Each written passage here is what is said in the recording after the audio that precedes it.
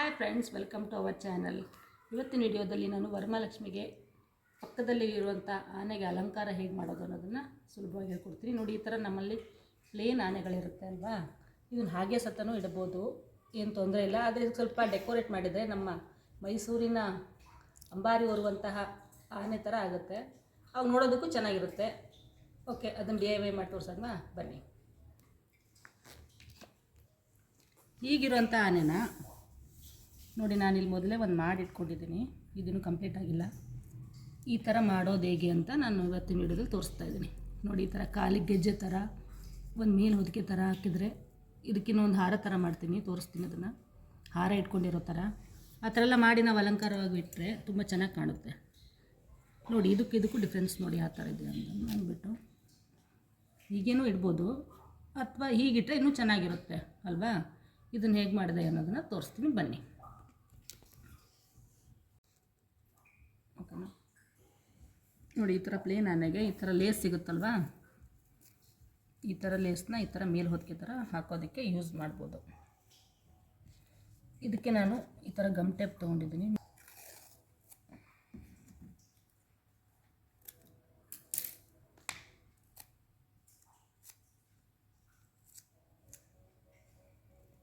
ಇದನ್ನ ಕಟ್ ಮಾಡಿಬಿಟ್ಟು ನಾವು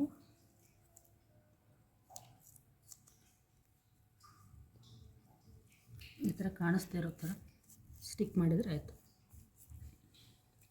ಎರಡೂ ಕಡೆ ಅಂಟಿಸಿದ್ರೆ ಆಯಿತು, ಅದು ಜರುಗಲ್ಲ ಅಂತ.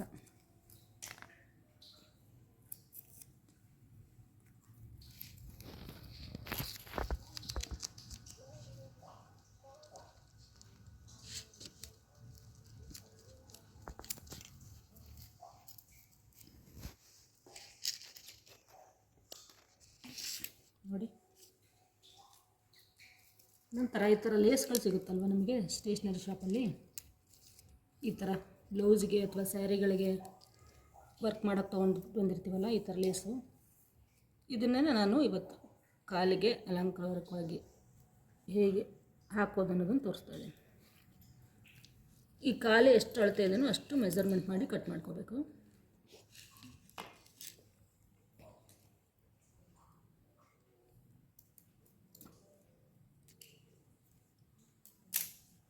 ಕಾಲು ಅಳತೆಯ ಸೈಜಿನಷ್ಟು 4 ಪೀಸ್ಗಳನ್ನು ಕಟ್ ಮಾಡ್ಕೊಂಡಿದ್ದೀನಿ.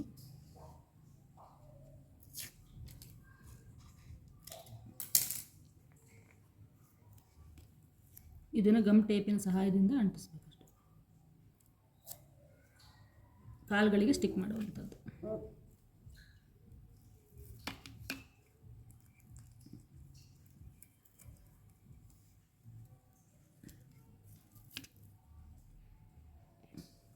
ನೋಡಿ, ಈ ಥರ ಕಾಣುತ್ತೆ.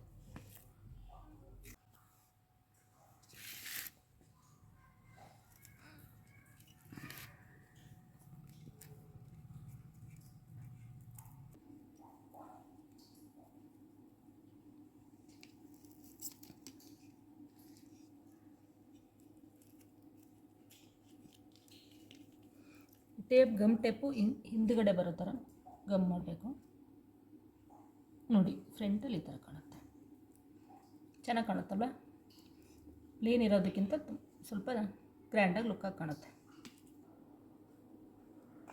ಇವಾಗ ನೋಡಿ, ನಮ್ಮ 2 ಆನೆಗಳು ರೆಡಿ ಆಯಿತು. ಇವಾಗ ಇದನ್ನು ಹೀಗೆ ಕೂಡ ಇಡ್ಬೋದು. ಇನ್ನೂ ಸ್ವಲ್ಪ ಇದಕ್ಕೆ ಸ್ವಲ್ಪ ಹಾರನ ಇಟ್ಕೊಂಡಿರೋ ಥರ ಸೊಂಡಲಲ್ಲಿ ಕೊಟ್ಟರೆ ಇನ್ನೂ ಚೆನ್ನಾಗಿರುತ್ತೆ. ಅದಕ್ಕೇನು ಮಾಡೋಣಪ್ಪ ಅಂದರೆ, ನನ್ನ ಹತ್ರ ಈ ಥರದೊಂದು ಲೇಸ್ ಇದೆ. ಈ ಲೇಸ್ನೇ ಹಾರದ ಥರ ಈಗ ಮಾಡ್ತಾಯಿದ್ದೀನಿ. ನೋಡಿ, ಎಷ್ಟು ಮೆಜರ್ಮೆಂಟ್ ಬೇಕು ನಮಗೆ ಹಾರದ ಥರ ಅಷ್ಟು ಕಟ್ ಮಾಡ್ಕೊಳ್ಳೋಣ.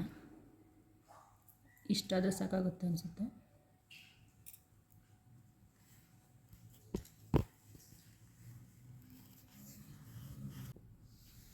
ನೋಡಿ, ಈ ಥರ ಒಂದು ಅಳತೆ ಕಟ್ ಮಾಡ್ಕೊಂಡಿದ್ದೀನಿ.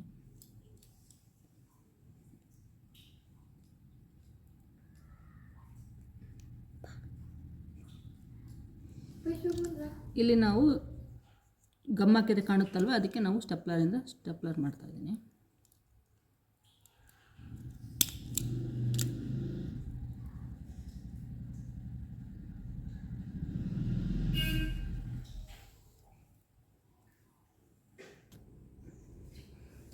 ನೋಡಿ ಇದು ಫೈನಲ್ ಆದಮೇಲೆ ಈ ಥರ ಆಗುತ್ತೆ. ನೋಡಿ ಈ ಥರ ಒಂದು ಲೇಸ್ ಬಿಟ್ಟು ತೊಗೊಂಡ್ಬಿಟ್ಟು ಇಲ್ಲಿ ಸ್ಟೆಪ್ಲರ್ ಹಾಕಿದ್ದೀನಿ. ಇದು ಹಾರನ ಇಟ್ಕೊಂಡಿರೋ ಥರ ಆಗುತ್ತೆ. ಚೆನ್ನಾಗಿ ಕಾಣಿಸ್ತು ನೋಡಿ. ನಮ್ಮ ಜೋಡಿ ಆನೆಗಳು ರೆಡಿಯಾಗಿದೆ. ಹೇಗೆ ಕಾಣ್ತಿದೆ ಅಂತ ನೋಡಿ, ಹೇಗಿದೆ ಅಂದ್ಬಿಟ್ಟು ಕಮೆಂಟ್ ಮಾಡಿ. Okay, happy Varamahalakshmi festival. Thank you, bye.